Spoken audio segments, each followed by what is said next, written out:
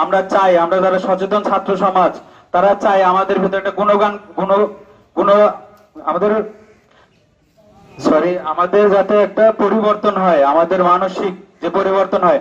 আমরা যাতে কোথাও অন্যায় হলে আমরা যে ছাত্র, আমরা যে জনতা, আমরা যে শাসক গোষ্ঠীর বিরুদ্ধে, শাসক গোষ্ঠী যাতে আমাদেরকে ভয় পায় যে জনগণ কি করতে পারে। জনগণ, এই দেশের জনগণ যারা ৭১-এর মুক্তিযুদ্ধে স্বাধীন করেছে এই বাংলাদেশকে, তারা দ্বিতীয়বার স্বাধীন করলো এবং আরো এরপরও যদি কিছু করতে হয় আমরা সেটাও করব।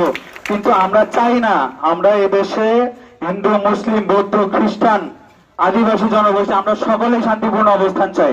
আমরা কারো যাতে জানমালের ক্ষতি হোক এটা আমরা চাই না। সরকারি অফিস আদালত থেকে যে নথিপত্র, চেয়ার টেবিল, আসবাবপত্র বিনষ্ট করা হলো, এগুলি আমাদের টাকায় বানানো ভাই, এগুলি আমার আপনার ট্যাক্সের টাকায় বানানো। এগুলি কোন নেতা কর্মী এসে বানায় দেওয়া যায় না এখানে।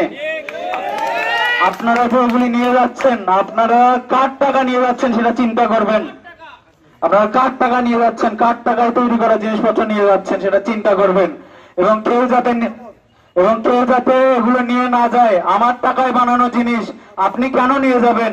এই দায়িত্ব, এই কর্তব্য, এই অনুভূতি আমাদের ভিতরে লালন করতে হবে। কেউ যাতে কোথা থেকে একটা জিনিসপত্র, মালামাল লুট না করতে পারে, কেউ যাতে কারো বাড়িতে কোনো ধরনের হামলা বা কোনো ধরনের অস্থির পরিস্থিতি সৃষ্টি করতে না পারে।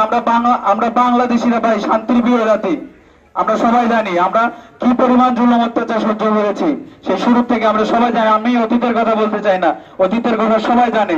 এই সচেতন ছাত্র সমাজ যাতে এই অবস্থার পরিবর্তন করতে পারে সেই জন্য ছাত্ররা মাঠে দাঁড়িয়েছে। ছাত্ররা সকল বৈষম্যের বিরুদ্ধে। প্রিয় নাম্বার সেট করে বিকাশে সেন্ড মানি করুন ফ্রি।